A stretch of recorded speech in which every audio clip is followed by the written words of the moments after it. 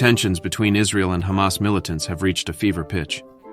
The Israeli Defense Forces have increased their attacks in the Gaza Strip, carrying out the clearing of several buildings in Gaza City from Hamas militants.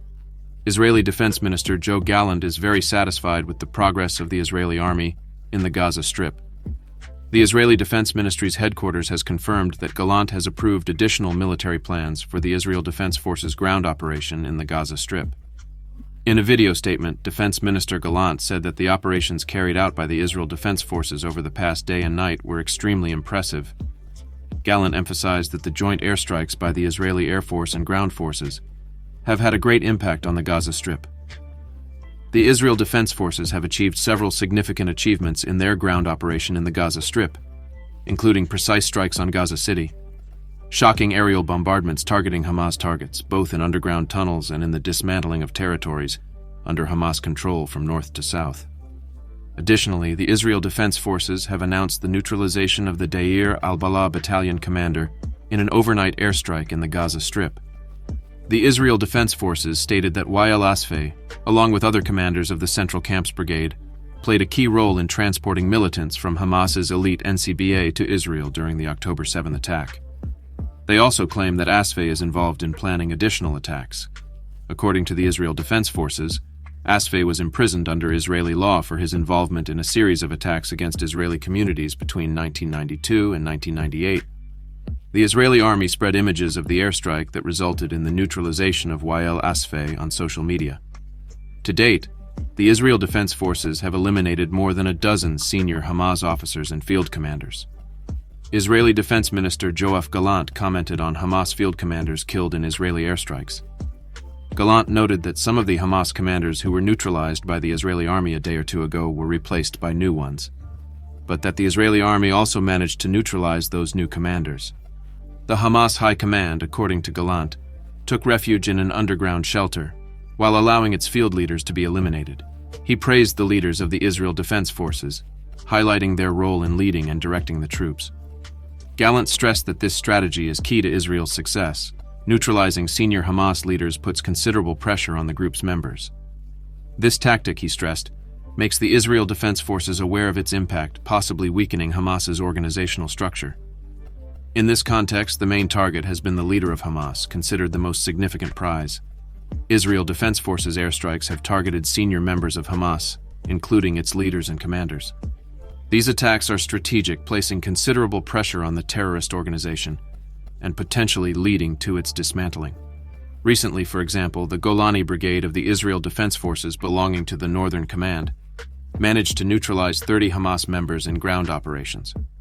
The success of the Golani Brigade, an elite unit of the Israel Defense Forces, spread among all Hamas members. While this operation was being carried out, in parallel, soldiers from the Southern Command managed to take control of Hamas outposts and discovered access to tunnels used by the organization.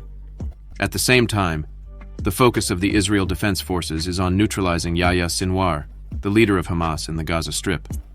To achieve this goal, Israeli forces have prioritized the elimination of several militant groups linked to it.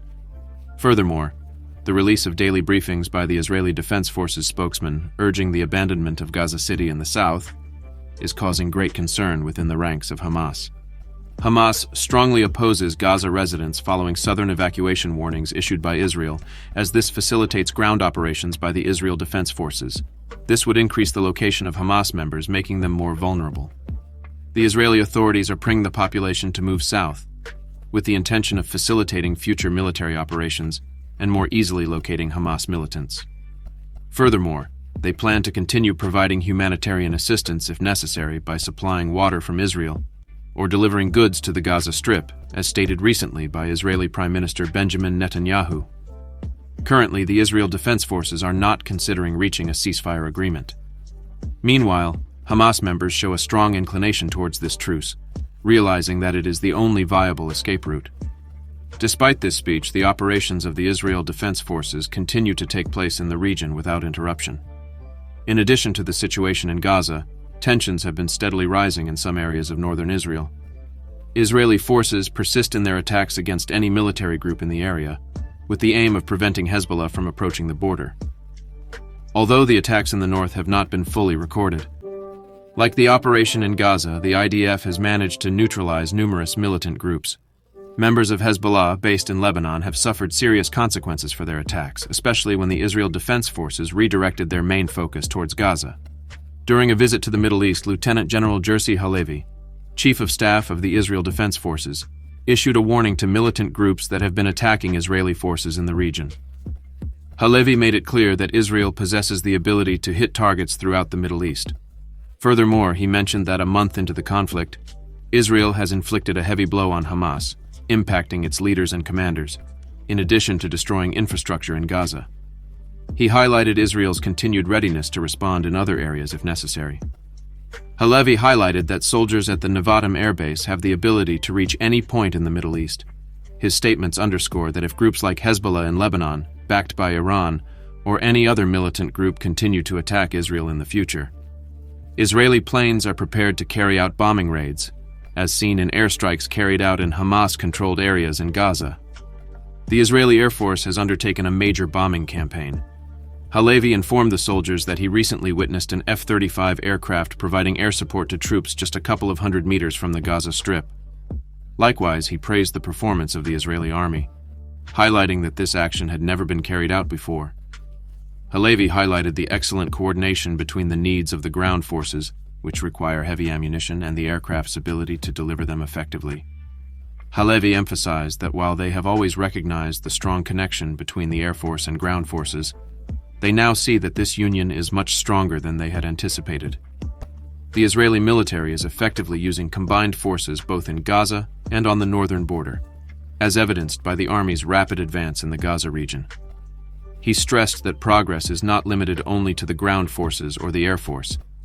Improving the capabilities of ground forces significantly contributes to the effectiveness of fighter aircraft in neutralizing Hamas targets in Gaza.